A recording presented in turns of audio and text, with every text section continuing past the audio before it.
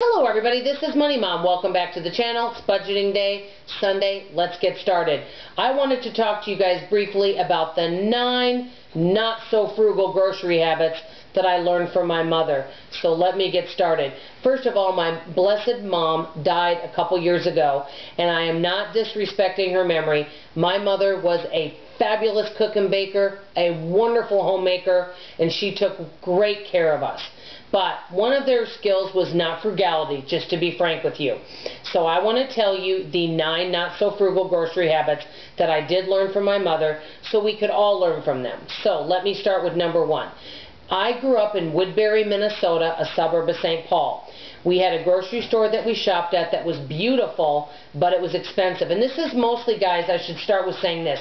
This is the 1980s. Now, before that, we shopped at other places, but I'm just remembering the 1980s and maybe the early 90s, but mostly the 1980s. We shopped at a place called Byerly's. Beautiful store, but it was a little pricier, and the reason why is they would bring the groceries to your car. You would hand them like a little card, and they would bring them to your car, so it would make it more convenient. It was a really pretty carpeted store, but the items were a little bit higher. So when Cub's Food came in the area and other of our neighbors were shopping there, my mom tried it. She didn't like stacking her own groceries. She didn't enjoy the quality of the products there. She did not like the warehouse feel, and so we went back to Byerly's where she liked it. But we did spend a little more because of that. So that's number 1. Number 2, my mom generally didn't use coupons at all. And not saying that you have to use coupons to save money, but that was back in the time where coupons were more popular. One of my friends' mothers used them quite often because she had a larger family and bought cereal, and she saved quite a bit of money using coupons. So that's number 2. My mom really just didn't take the time to use coupons. Number 3, and this is the big one, my mom was loyal to certain brands, and even if a brand of something that she wanted or needed was on sale of something else, she wouldn't use it. So for example, if she wanted ice cream and she wanted the Blue Bunny brand, but another brand was on sale for $1 less, she would not buy that brand, because if my mom liked a certain brand of, it doesn't matter what it is, that's the brand that we used. So that's number 3. Number 4, because we ate most of our meals at home, and my mom, like I said, was a fabulous cook, occasionally we would forget items, and my dad would maybe have to stop at the store on the way home from work to pick them up. So we would forget items, so sometimes we did have to do multiple grocery trips. Number 5, this is a biggie too.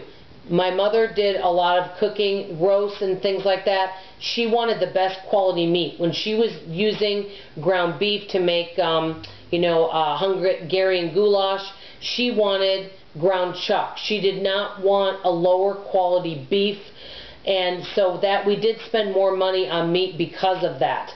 So that was something else that elevated our grocery bill.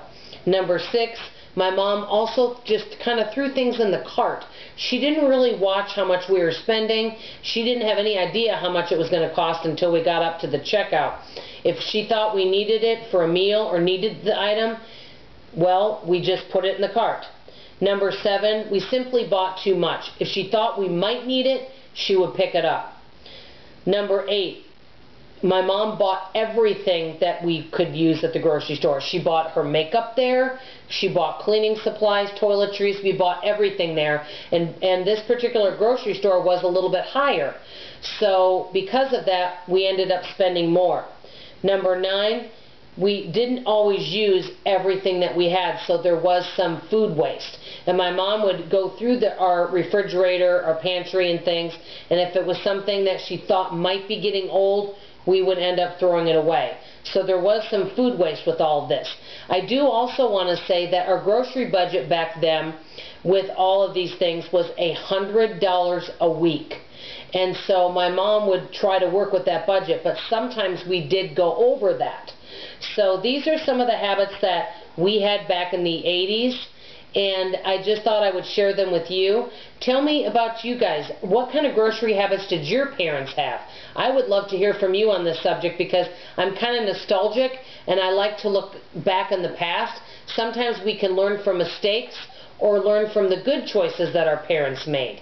So this is Money Mom signing off. I hope you enjoyed this video, and I love you. Bye-bye.